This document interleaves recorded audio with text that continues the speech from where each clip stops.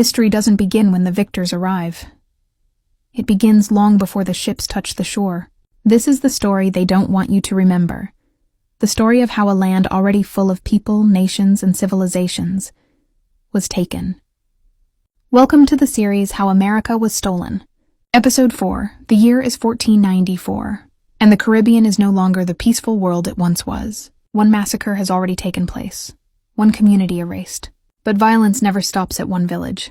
It spreads, like fire touching dry grass, fueled by greed, power, and a belief that the people of this land are obstacles, not humans. The Spanish now control parts of Hispaniola, the island that today is Haiti and the Dominican Republic. But control is not enough. They want more labor, more land, more gold, so they expand outward, from village to village, forcing the Taino people deeper into terror. They do not arrive with negotiation. They arrive with orders. Every native community they encounter is told the same thing. Work for Spain, or die. The Spanish introduce a system they call the encomienda. In theory, it means protection and instruction. In reality, it means this. Every native man is forced to gather gold. Every native woman is forced to farm, cook, clean, and carry loads for the colonizers. Every child is expected to serve or assist. There is no rest, no choice, no freedom. The chains spread without physical irons, because the Spanish discover something even more effective: fear. Across the island, soldiers march into communities with dogs, weapons, and demands. Taino leaders, called caciques, try to negotiate, hoping to save their people. But the Spanish do not negotiate. They only conquer. Villages that obey are worked to exhaustion. Villages that resist are burned. Villages that flee are hunted. Entire communities begin to disappear. Columbus writes to Spain that the indigenous people are weak and easily controlled. But the truth is the opposite. The native people are resisting with every breath they have.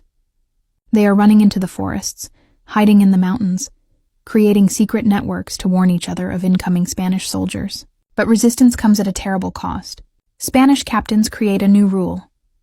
Every Taino adult must fill a hawk's bell, a small metal trinket, with gold every 3 months. And if they fail, the punishment is death. But here is the cruel twist. There isn't enough gold on the entire island for anyone to meet that quota. It's a trap, a slow, calculated death sentence. And when some Tainos manage to escape into the mountains, the Spanish unleash their fastest method of terror: war dogs. European mastiffs trained to rip flesh, to chase fugitives, to terrify survivors. Witnesses describe them as weapons with teeth. Dogs that could kill a grown man in moments. The chains spread further as Columbus sends his men to the nearby islands. Jamaica, Puerto Rico, Cuba. Each island hears the stories before the ships even arrive. Stories whispered from survivors who fled across the water in canoes, telling others to run, to hide, to prepare for horrors they have never seen. But there is nowhere to run from disease. Smallpox, measles, and influenza reach the islands faster than the Spanish ships. Communities that have never seen a European soldier begin collapsing because of invisible killers. Homes are abandoned because entire families die overnight. Villages fall silent. Fields remain unharvested. Children become orphans with no elders left to guide them. The population drops so fast that even some Spanish priests write back to Europe saying, "We are killing a people who did nothing to us." But those voices are ignored. The Spanish crown sees the Caribbean as a test of how much land and labor they can extract from the New World.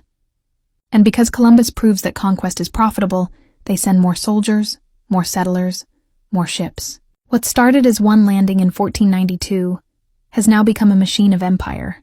By 1496, only 4 years after Columbus arrived, the Taino population of Hispaniola has already dropped from millions to around 1/3 of what it once was.